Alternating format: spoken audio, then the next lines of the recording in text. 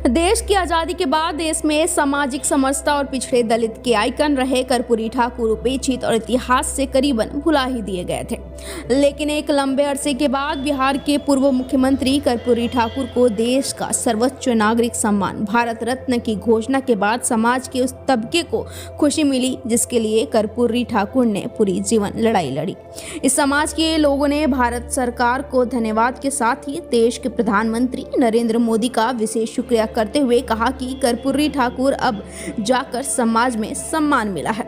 इस मौके पर बीजेपी नेता रामचंद्र प्रधान और समाज के पिछड़े लोगों के लिए काम करने वाले लोगों ने भी खुशी जाहिर करते हुए नरेंद्र मोदी को धन्यवाद दिया। तो आज तक देश की आज़ादी के बाद आज तक हमेशा इग्नोर करते आया गया इतनी बड़ी पर्सनालिटी, आज पहली बार उनको सरकार भारत रत्न दे रही है, तो क्या कहेंगे आप? इसमें जो ये खुशी है, ये गरीब, कमज़ोर, पिछड़े, दलित, शोषित, जो जिन समाजों को सबसे पहले सम्मान देने का काम किया था, बिहार जैसे राज्य में, जहाँ उस समय कर्पूरी जी ने ऐसे समाजों को, ऐसे कमज़ोर तबके के लोगों को जो सम्मान देने का काम किया था, जिनकी लड़ाई लड़ी थी, आजीवन लड़े, इसके लिए वो भारत रत्न के हकदार थे। पूर्व की सरकारों ने कभी इस पे ध्यान नहीं दिया, ना तो उनके जीते जी, ना ही उनके मरणोपरांत। लेकिन ये हमारे सब गरीब, कमज़ोर तबके के, पिछड़ों के मसीहा हैं। हमारे देखिए कितने लोग यहाँ पर आज कर्पूरी जयंती 24 जनवरी को हर लोग बड़ी धूमधाम से मनाते रहे, पूरे देश में मनाते हैं। लेकिन आज ये इसलिए बहुत अवसर इस तरह का है कि आज ये शताब्दी वर्ष है उनका, आज 100 साल पूरे हो रहे हैं।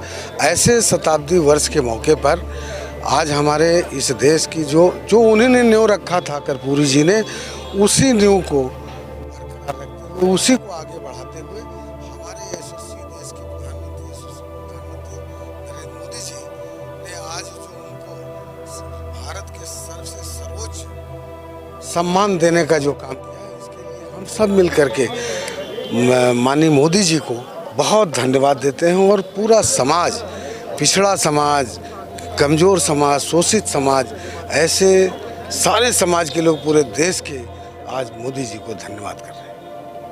सर, कर्पूरी ठाकुर को बहुत बड़ा देश का सम्मान भारत रत्न दिया गया है। इतने सालों से कर्पूरी ठाकुर हमेशा उपेक्षित रहे, तो क्या कहना है आपका? जी, मैं एसपी सिंह नंद, महासचिव सामाजिक न्याय केंद्र एवं राष्ट्रीय अध्यक्ष MCA।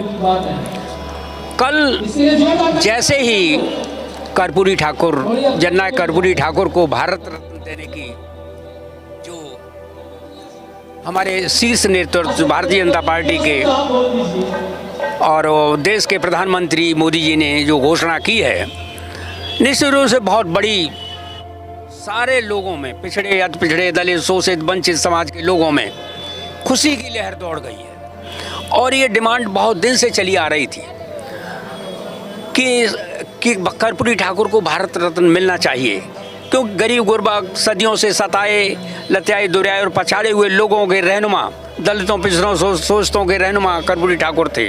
बिहार के 2 बार मुख्यमंत्री रहे और ईमानदारी की मिसाल।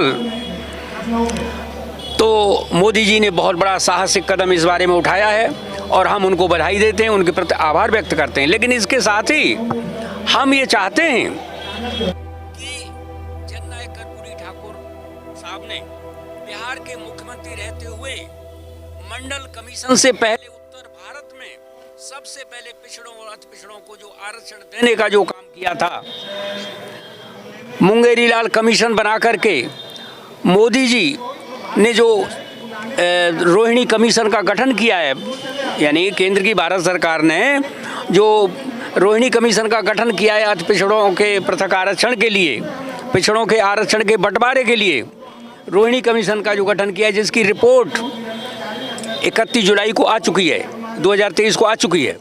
तो रोहिणी कमीशन की रिपोर्ट को भी अविलंब लागू करें, जिससे कि अति पिछड़ों को सामाजिक न्याय का फायदा मिल चुका है, क्योंकि अब तक अति पिछड़ों के साथ अन्याय होता आया है।